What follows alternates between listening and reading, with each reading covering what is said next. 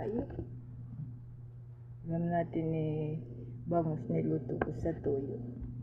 Kahapon pa ito mga kadudis. Saka magano tayo ng kamatis. Lalagyan natin ng bagoong na tining.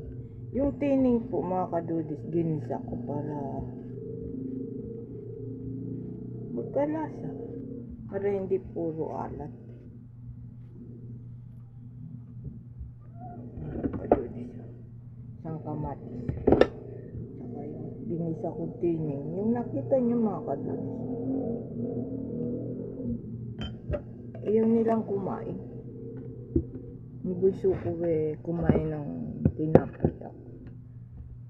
Kunti lang naman ito mga kadudis. Pero kakain tayo ng kanin. Gusto ko mga kadudis kumain ng kanin. Kahit kunti. Natakot nga ako din sa bangus. Baka matinig ako.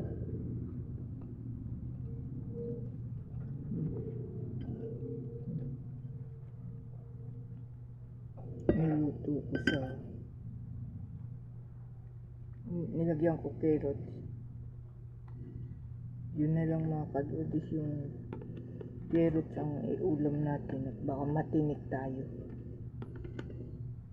Hindi na ako kakain ng kamatis na lang. Kunti lang naman ang kanin natin kaya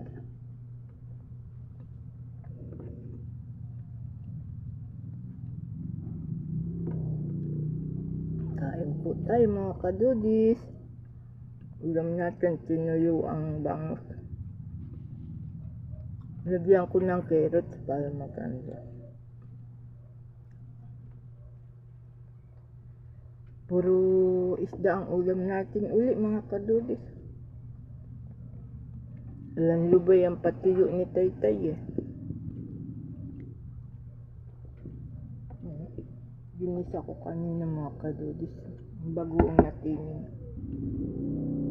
Pero masarap. Gusto kong kumain ng bangus kaya baka matinig ako.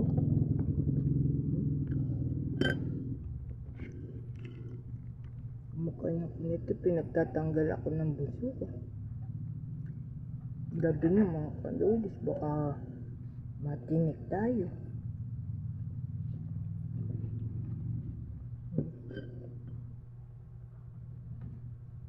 Mga kadudis, paki-follow nyo pa po ako.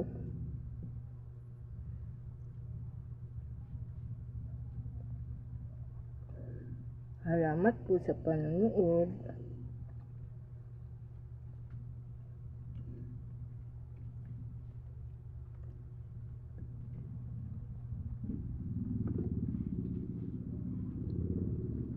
Salamat sa mga followers ko at nagko-comment, like. Salamat po.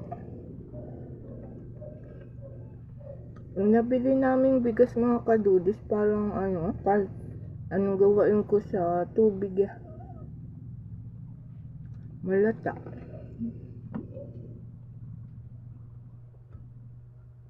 Sabi nung kasamahan ko sa bahay kailangan niyog na lang.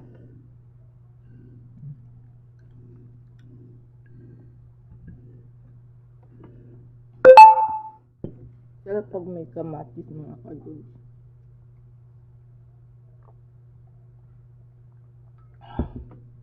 Kamatis at bagoong lang ang ulam natin.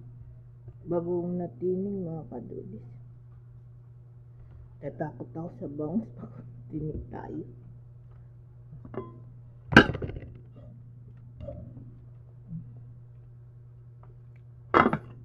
Salamat po. Gandang gabi.